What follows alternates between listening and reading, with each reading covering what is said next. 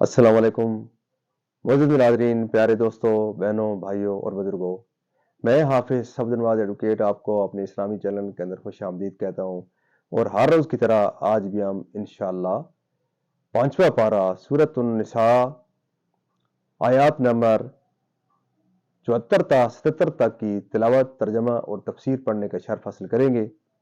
تلاوت شروع کرنے سے پہلے ہم درود شریف پڑھتے ہیں، آپ بھی میرے ساتھ پڑھیں۔ اللهم صل على محمد وعلى آل محمد كما صليت على إبراهيم وعلى آل إبراهيم إنك حميد مجيد. اللهم بارك على محمد وعلى آل محمد كما باركت على إبراهيم وعلى آل إبراهيم إنك حميد مجيد. أما بعد فأعوذ بالله من الشيطان الرجيم. بسم الله الرحمن الرحيم. وما لكم لا تقاتلون في سبيل الله والمستضعفين من الرجال والنساء والولدان الذين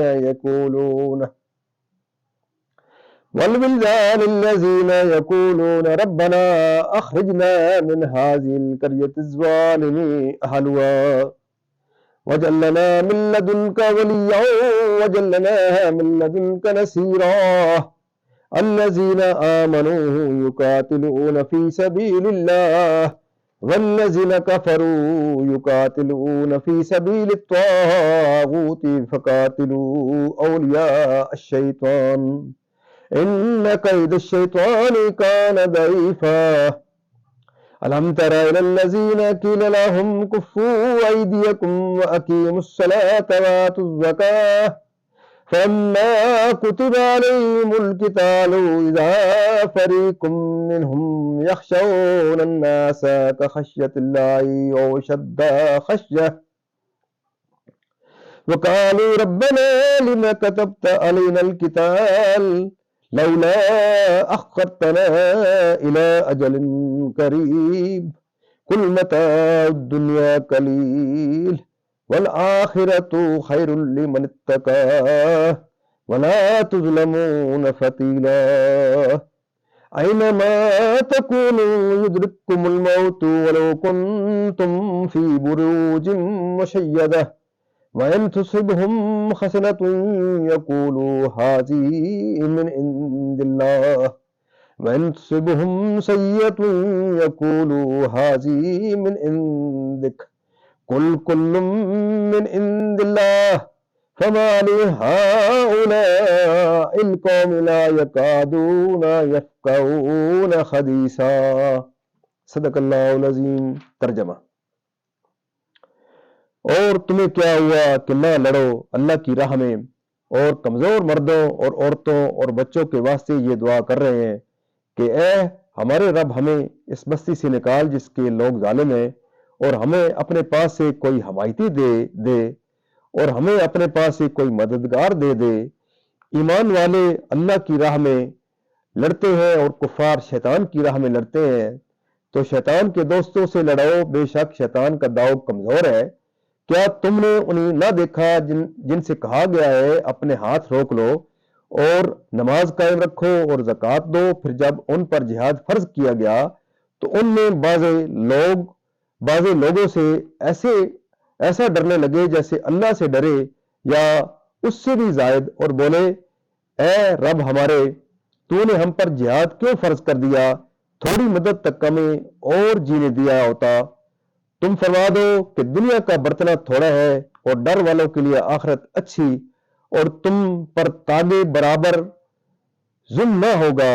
تم جہاں کہیں ہو موت تمہیں آ لے گی، اگرچہ مضبوط قلعوں میں ہو، اور انہیں کوئی بھلائی پہنچے تو کہیں یہ اللہ کی طرف سے ہے، اور انہیں کوئی برائی پہنچے تو کہیں یہ حضور کی طرف سے آئی. تم فرما دو سب اللہ کی طرف سے ہے. تو ان لوگوں کو کیا ہوا؟ کوئی بات سمجھتے معلوم ہی نہیں ہوتے. ترجمہ یہاں اختتام پذیر ہوتا ہے. اب انشاءاللہ ہم تسلسل سے جہاں سے ہم تفسیر پڑھ رہے ہیں وہاں سے انشاءاللہ سٹارٹ کرتے ہیں. تو انبیاء کے مخلص فرمانبردار جنت میں ان کی صحبت و دیدار سے محروم نہ ہوں گے.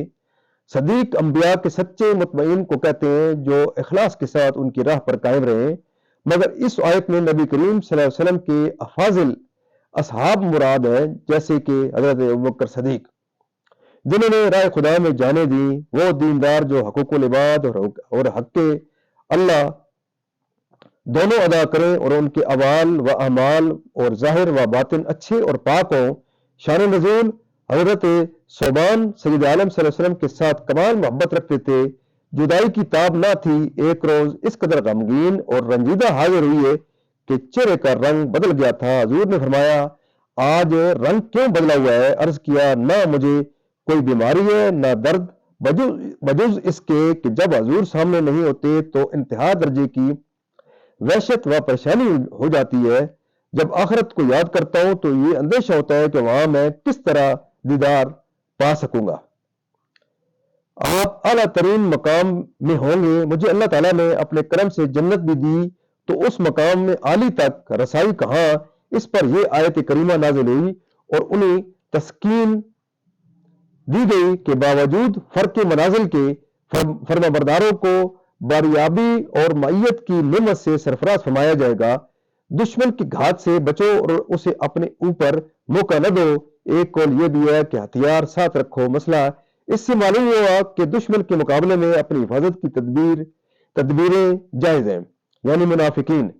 تمہاری فتح ہو اور غنیمت ہاتھ آئے، وہی جس کے مقولہ سے یہ ثابت ہے کہ جہاد فرض ہے اور اس کے ترک کا تمہارے پاس کوئی عذر نہیں ہے۔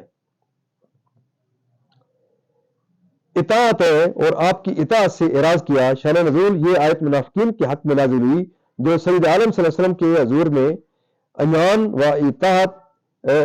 و اطاعت شعاری کا اظہار کرتے تھے اور کہتے تھے، ہم حضور پر ایمان لائے ہیں، ہم نے حضور کی تصدیق کی ہے، حضور جو ہمیں حکم فرمائے اس کی اطاعت ہم پر لازم ہے۔ اس آیت میں مسلمانوں کو جہاد کی ترغیب دی گئی ہے تاکہ وہ ان کمزور مسلمانوں کو کفار کے پنجہ ظلم سے چھڑائیں جنہیں مکہ مکرمہ میں مشرکین نے قید کر لیا تھا اور طرح طرح کی ایذائیں دے رہے تھے اور ان کی عورتوں اور بچوں تک پر بے رحمانہ مظالم کرتے تھے اور وہ لوگ ان کے ہاتھوں میں مجبور تھے۔ اس حالت میں وہ اللہ تعالیٰ سے اپنی خلاصی اور مدد الہی کی دعائیں کرتے تھے۔ یہ دعا قبول ہوئی اور اللہ تعالیٰ نے اپنے حبیب صلی اللہ علیہ وسلم کو ان کا ولی و ناصر کیا اور انہیں مشرکین کے ہاتھوں سے چھڑایا اور مکہ مکرمہ فتح کر کے ان کی زبردست مدد فرمائی۔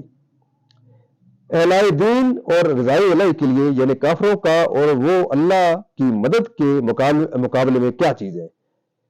قتال سے شان نزول: مشرکین مکہ مکرمہ میں مسلمانوں کو بہت ایذائیں دیتے تھے۔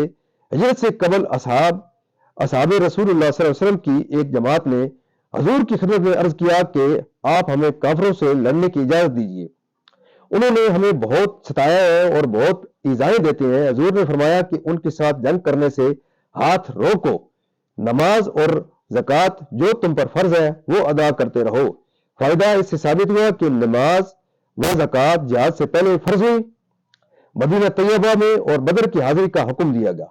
یہ خوف طبعی تھا کہ انسان کی جبلت ہے کہ موت و ہلاکت سے گھبراتا اور ڈرتا ہے۔ اس کی حکمت کیا ہے؟ یہ سوال وجہ حکمت دریافت کرنے کے لیے تھا، نہ بطریق اعتراض۔ اس لیے ان کو اس سوال پر تو بیخ و زجر نہ فرمایا گیا بلکہ جواب تسکین بخش عطا فرما دیا گیا۔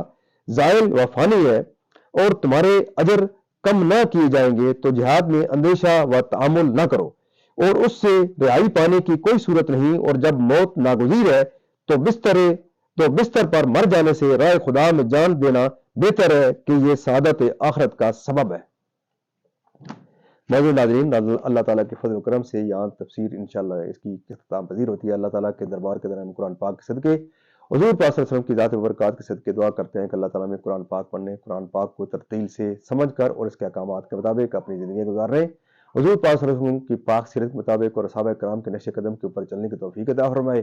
اللہ تعالیٰ کے دربار کے در اس کلام مقدس کے صدقے، حضور پاک صلی اللہ علیہ وسلم کی ذات و برکات کے صدقے دعا کرتے ہیں کہ اللہ تعالیٰ ہم تمام کے، میرے اور آپ تمام کے صغیرہ و کبیرہ گناہوں کو معاف فرمائے۔ اللہ تعالیٰ تمام کی پریشانیاں، ہر قسم کی پریشانی دور فرمائے اور تمام بیماروں کو شفا کاملہ عطا فرمائے۔ اللہ تعالیٰ تمام مرحومین کو جنت الفردوس میں اعلیٰ و بالا مقام عطا فرمائے۔